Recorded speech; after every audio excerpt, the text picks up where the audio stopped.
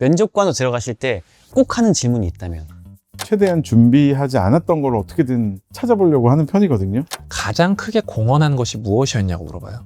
살아가면서 지금까지 이거 하나만큼 진짜 잘했다라고 생각하는 게 있으면 말씀해 주세요라고 질문을 던져요. 이게 방송이 될지 모르겠는데요.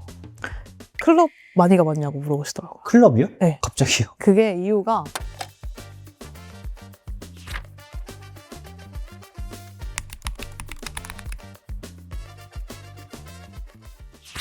면접 많이 보시죠? 엄청 많이 봅니다. 면접관으로도 많이 들어가시죠? 네네. 면접 때 꼭 하는 질문이 있나요? 저는 공헌에 대해서 얘기해요. 가장 크게 공헌한 것이 무엇이었냐고 물어봐요. 나의 일에 영향을 받는 사람들을 고려하고 일을 하는 사람인가를 굉장히 많이 알 수 있어요. 보통 사람들이 나의 관심이 나에게로만 향해 있기 때문에 벙벙하게 공헌을 얘기하거든요. 이렇게 열심히 했어요라고 얘기해요. 열심히 한 거는 박수 받을 일이지만 사실 보상받을 일은 아니에요. 그 일이 누구에게 이루었느냐? 고객 혹은 우리 내부 고객 같이 일하는 사람들, 그 모두를 고려하고 생각하게 하는 질문이거든요. 그래서 저는 공헌한 것이 무엇이었냐고 물어봐요. 가장 큰 공헌이 무엇이었는지, 왜 그렇게 생각하는지. 예를 들면 저는 이렇게 함으로써 회사에 100억을 벌어다 줬어요. 또 굉장히 좋은 공헌일 수 있겠는데, 근데 우리는 그 숫자 이면의 것도 봐야죠. 저분이 100억을 공헌하기 위해서 과연 어떠한 것을 했을까? 어떤 과정이 있었을까? 그것도 이어서 꼬리 질문하면 다 나오는 거예요. 저는 이제 면접을 좀 하면서 이 친구 좀 같이 일하고 싶다라고 생각하면 살아가면서 지금까지 이거 하나만큼 진짜 잘했다라고 생각하는 게 있으면 말씀해 주세요라고 질문을 던져요. 이게 뭐냐면 한 번쯤 큰 산을 넘어보거나 큰 문제를 해결해 본 사람은 다르다고 생각해요. 왜냐하면 한 번의 성공 경험이 그 다음에도 성공할 수 있다라는 뻔뻔함을 주거든요. 저는 그 면접자들이 준비를 잘 해올 거라고 생각을 하고 최대한 준비하지 않았던 걸 어떻게든 찾아보려고 하는 편이거든요. 압박 면접인가요? 압박까지는 압박 아니고요. 느낌인데. 그냥 창과 방패 대결이니까. 네네네. 보통 자기 작업, 자기가 해왔던 일들을 굉장히 잘 설명하는 걸 준비를 잘 하시잖아요. 네네. 근데 저는 만약에 시간과 리소스가 더 주어진다면 어떻게 더 발전시킬 수 있다고 생각하시나요? 라는 질문을 하면 대부분 내가 끝난 프로젝트에 대해서 그 이유에 대해서 많이 생각을 안 하세요. 제가 얘기했던 실패를 가시화하는 것과 사실 연결되는 거거든요. 가서 이거 좀 이렇게 했었으면 진짜 잘 됐을 텐데 라는 것만 갖고 있어도 이런 경험으로 하면 훨씬 더 좋았을 것 같습니다라고 하시는 분들이 있고, 내가 어떤 거를 잘했냐만 준비했던 분들은 동공지능이 조금 일어나긴 합니다. 나 한 번도 생각해 본 적이 없는 건데. 그럼 이제 4번의 이직을 통해서 여러 번 면접을 보셨으니까 정말 인상 깊었던 질문이 있다면 어떤 게 있을까요? 이게 방송이 될지 모르겠는데요. 클럽 많이 가봤냐고 물어보시더라고요. 클럽이요? 네. 갑자기요? 그게 이유가 저희가 그 술 브랜드를 하고 있었는데 그 회사가, 그래서 클럽에서 그 공간에서의 어떤 프로모션을 좀 하다 보니까 직관적으로 좀 물어보신 것 같은데 굉장히 당황했거든요. 왜냐면 그 당시에 저 너무 애기여서 안 가봤거든요, 많이. 근데 이게 어찌됐든 질문의 요는 그런 우리가 갖고 있는 브랜드에 관련된 경험을 해봤느냐에 대한 질문이었는데, 대신 틀어서 술에 대한 브랜드에 대한 관심사를 조금 많이 얘기했던 것 같아요. 그럼 제일 좋았던 면접 질문? 네, 대답하면서 나 되게 말을 잘한 것 같아. 저 개인적으로 카피는 뭐라고 생각하세요? 라는 질문이 들어올 때 제 직업의 정체성에 대한 질문을 해주신 거잖아요.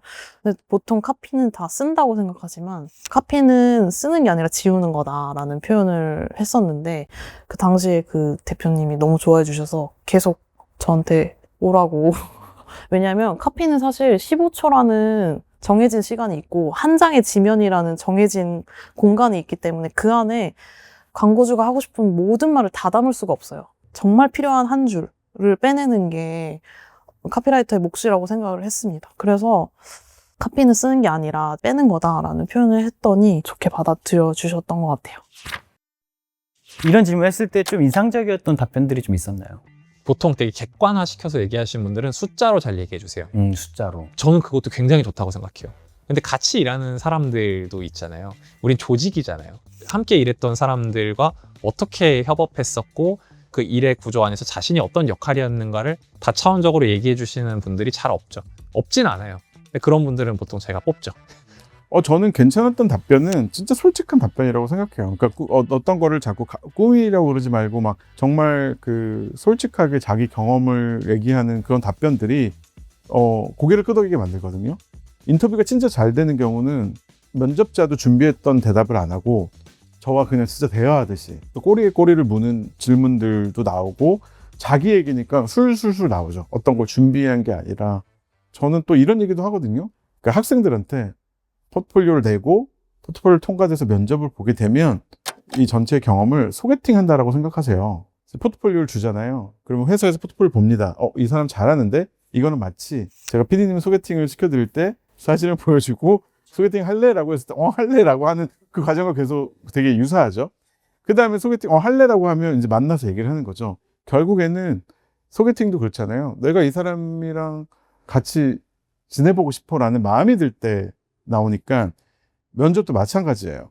이 사람이 얼마나 똑똑하고 얼마나 좋은 인재라는 것도 당연히 보겠지만 결국에는 이 면접관이 볼 때는 나랑 같이 일하는 사람을 뽑는 거거든요. 그렇기 때문에 그 호감을 얻는 그런 게 되게 중요한 것 같아요. 네. 포인트는 이거예요. 역으로 질문하는 거. 뭐 저는 광고대행사 사람이니까 어떤 광고 좋아해요? 라고 물어보시거든요. 주로. 역으로 어떤 광고 좋아하세요? 라고 물어보면 되게 당황하시더라고요. 근데 그것을 되게 안 좋게 보시진 않았고요. 조금은 공기가 달라지는 것 같아요. 좀 따뜻하게 바뀌는 것도 있는 것 같고 본인 이야기를 하시니까 확실히 대화가 되는 느낌으로 바뀌어요. 그 장이. 그 주니어들이 보통 면접할 때 외워서 들어가고 되게 얼거든요. 근데 취업을 하시거나 아니면 구직하시는 분들한테 대화하라고 말씀드려요. 외워오지 말고 대화해라. 예를 들면 저도 오늘 이게 카메라 지금 엄청 많습니다, 여러분. 이거 돌고 있다고 생각하고 촬영을 생각하면 외우게 돼요. 근데 제가 지금 여기 계신 우리 시청자분들, PD님과 작가님과 대화하고 있다고 생각하면 훨씬 편해지거든요. 마찬가지입니다. 면접은 질문을 하고 대답을 하는 거잖아요. 본질적으로 대화예요. 내가 친한 형 혹은 그냥 뭔가 설명해주면 좋은 사람이랑 얘기하고 있는 거예요. 이렇게만 생각해도 훨씬 편해져요. 그리고 직접 해본 것은요, 명확하게 드러나요. 2번, 3번만 꼬리 질문 해보면 보통은 자기 자신이 하지 않은 것들을 연기해야 될 때 더 많이 긴장하게 되고요. 네네네. 잘 못해요, 대답을. 그 간절함을 우린 자꾸 되게 긴장함과 동일하다 생각하잖아요. 간절과 긴장은 다른 겁니다. 편안하게 오히려 상대의 얘기를 들을 수 있다는 게 잘 준비된 함께 편하게 일할 수 있는 조직원인 거죠.